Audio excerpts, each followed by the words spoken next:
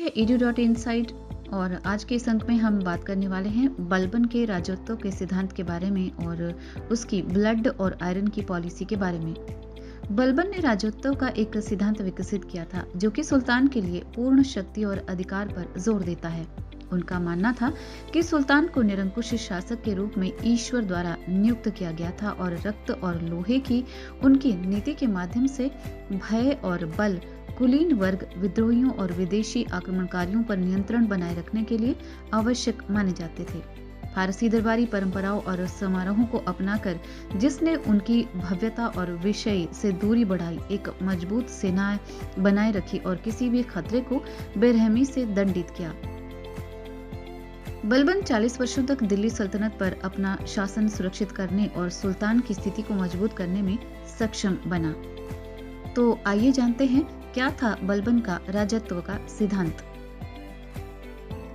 कठोर, कटु एवं हिंसक नीति बलबन द्वारा अपनाया गया आंतरिक विद्रोह को दबाना और चुनौतियों मंगोलों की विदेशी आक्रमणकारियों द्वारा उत्पन्न नीति को किस नीति के रूप में जाना जाता है, अगर हम इस विषय पर बात करें तो इसका सीधा सा जवाब मिलता है हमें रक्त और लौह की नीति।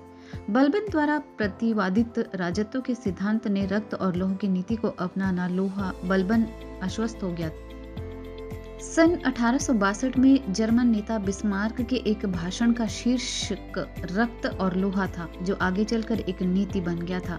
मामलुक वंश के 9वें सुल्तान गयासुद्दीन बलबन ने सबसे पहले भारत में रक्त और लोहा नीति को अपनाया था।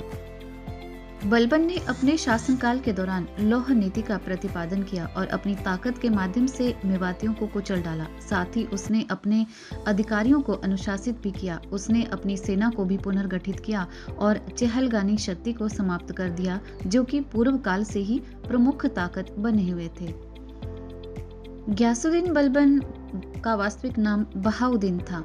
दिल्ली सल्तनत में गुलाम वंश का एक शासक था बलबन। उसने सन 1265 से 1286 तक राज्य किया था और वो एक न्यायप्रिय शासक माना जाता है। गयासुद्दीन बलबन जाति से इलबारी तुर्क था। उसकी जन्म तिथि का वैसे ज्यादा पता नहीं है। उसका पिता उच्च श्रेणी का सरदार था, इतना मालूम है। बाल्यकाल में ही मंगोलों ने उसे पकड़कर बगदाद के बाजार में दास के रूप में बेच दिया था। सुल्तान इल्तुतमिश ने उस पर दया करके उसे मोल ले लिया। स्वामी भक्ति और सेवा भाव के फलस्वरूप वो निरंतर उन्नति करता गया, यहाँ तक कि सुल्तान ने उसे चहल लगान के दल में सम्मिलित कर दिया। रजिया के राज्यकाल में उसकी नियुक्ति अमीर शिकार के पद पर हुई। बहराम ने उसको रेवाड़ी और हांसी के क्षेत्र प्रदान किए। अमीर आखुर का पद दिया। 1245 ईस्वी में मंगोलों से लोहा लेकर अपने सामरिक गुण का प्रमाण भी दिया। आगामी वर्ष जब नासिरुद्दीन महमूद सिंहासनारूढ़ हुआ तो उसने बलबन को मुख्यमंत्री यानी कि आमीर हाजिब पद पर आसीन कर दिया और 47 वर्ष तक उसने इस उत्तरदायित्व को बखूबी से निभाया। इस अवधि में उसके समक्ष जटिल समस्याएं प्रस्तुत हो गई और एक अवसर पर उसे अपमानित भी होना पड़ा, परंतु उसने ना तो साहस ही छोड़ा और न ही अपना दृढ़ संकल्प। वो निरंतर उन्नति की दिशा में ही अग्रसर होता रहा। उसने आंतरिक विद्रोह का दमन किया और बाह्य आक्रमणों को असफल कर दिया। 1246 में दोआबे के हिंदू जमींदारों की निर्ममता से हत्या कर दी। तत्पश्चात कालिंजर और कड़ा के प्रदेशों पर अधिकार जमा लिया। प्रसन्न होकर 1249 ईस्वी में सुल्तान ने अपनी पुत्री का विवाह उसके साथ कर दिया और उसको नायब सुल्तान की उपाधि प्रदान की। सन 1252 ईस्वी में उसने ग्वालियर, चंदेरी और मालवा पर अभियान किए। प्रतिद्वंदियों की ईर्ष्या और द्वेष के कारण एक वर्ष तक वो पदच्युत रहा, परंतु शासन व्यवस्था को बिगड़ती देखकर सुल्तान ने विवश होकर उसे बहाल कर दिया। दोबारा कार्यभार संभालने के पश्चात उसने उदंड अमीरों को नियंत्रित करने का प्रयास किया।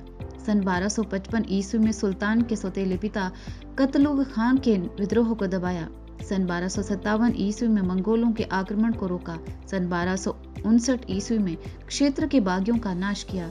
1260 ईस्वी से लेकर 1266 ईस्वी तक की उसकी कृतियों का इतिहास प्राप्त नहीं है। उसने 47 वर्ष तक राज्य किया। सुल्तान के रूप में उसने जिस बुद्धिमत्ता, कार्यकुशलता और नैतिकता का परिचय दिया, इतिहासकारों ने उसकी भूरी भूरी सी प्रशंसा जरूर की है। शासन पद्धति को उसने नवीन सांचे में ढाला और उसको मूलतः लौकिक बनाने का प्रयास भी किया। वो मुसलमान विद्वानों का आदर तो करता था, लेकिन राजकीय कार्यों में उनको हस्तक्षेप नहीं करने देता था। उसका न्याय पक्षपात रहित और उसका दंड अत्यंत कठोर था। इसी कारण उसकी शासन नीति को लौह और रक्त की नीति कहकर संबोधित किया जाता है। वास्तव में इस समय ऐसी ही व्यवस्था की आवश्यकता थी। मंगोलों के आक्रमणों की रोकथाम करने के उद्देश्य से सीमांत क्षेत्र में सुदृढ़ दुर्गों का निर्माण किया और इन दुर्गों में साहसी योद्धाओं को नियुक्त किया। उसने मेवात, दोआब और कटेहर के विद्रोहियों को आतंकित किया। जब तुगरिल ने बंगाल पर स्वतंत्रता की घोषणा कर दी, तब सुल्तान ने स्वयं वहां पहुंचकर निर्दयता से इस विद्रोह का दमन किया। साम्राज्य विस्तार करने की उसकी नीति न थी, उसके विपरीत उसका अडिग विश्वास साम्राज्य के संगठन में था। इस उद्देश्य की पूर्ति के हेतु उसने उमराव वर्ग को अपने नियंत्रण में रखा और सुल्तान के पद और प्रतिष्ठा को बढ़ाया। उसका कहना था कि सुल्तान का हृदय दैवी अनुकंपा की एक विशेष निधि है, इस कारण उसका अस्तित्व अद्वितीय है। उसने सिजदा और पाबोस की पद्धति को चलाया। उसका व्यक्तित्व इतना प्रभावशाली था कि उसको देखते ही लोग संज्ञाहीन हो जाते थे। उसका भय व्यापक था। उसने सेना का भी सुधार किया। दुर्बल और वृद्ध सेना नायकों को हटाकर उनकी जगह वीर एवं साहसी जवानों को नियुक्त किया।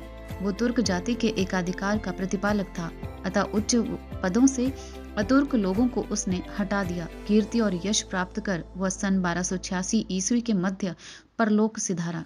बलबन के दरबारी फारसी कवि अमीर खुसरो और अमीर हसन थे। नसीरुद्दीन महमूद ने बलबन को उलूग खान की उपाधि दी। बलबन ने फारसी त्योहार नवरोज प्रारंभ करवाया।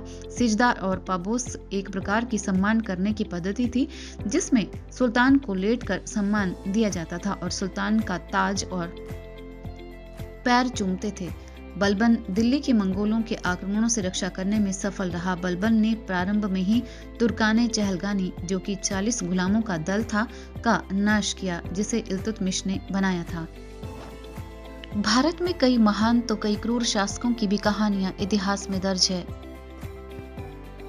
कई तो इतने क्रूर शासक हुए कि उनकी क्रूरता के किस्से आज भी मशहूर है। उन्हीं में से एक शासक था बलबन, जिसका नाम रक्त और लौह की नीति के लिए विशेष रूप से आता है। दिल्ली की गद्दी पर जब इल्तुतमिश का शासन था, उस समय बलबन उसका गुलाम हुआ करता था। ये हम बात कर ही चुके हैं, जिसे इल्तुतमिश ने 1233 में ग्वालियर फतेह करने के बाद दिल्ली में खरीदा था। इस गुलाम को इल्तुतमिश ने अपने 40 विश्वास पात्रों की 40 दल में शामिल भी कर लिया था। बाद में इसी 40 दल का दमन करके बलबन दिल्ली सल्तनत के सुल्तान इल्तुतमिश की गद्दी पर बैठा था। बलबन अपने दरबार में आने वालों के साथ खास तरह से पेश आता था। दरअसल जो भी दरबार में आता था, उसे बलबन के बनाए गए नए तौर तरीकों का पालन करना होता था। उसने ये तौर तरीके पुराने ईरानी शासकों के तौर तरीकों से मिलते जुलते ही बनाए थे। ऐसे में उसके दरबार में आने वालों के लिए नियम, ताकि जो भी वहां आए वो सिर झुकाकर और घुटनों पर बैठकर सुल्तान के कदम चूमे। इस प्रथा को सजदा या सिजदा या पैबोस कहा जाता था, जिसका पालन दरबार में हाजिर होने वाले हर व्यक्ति को करना होता था।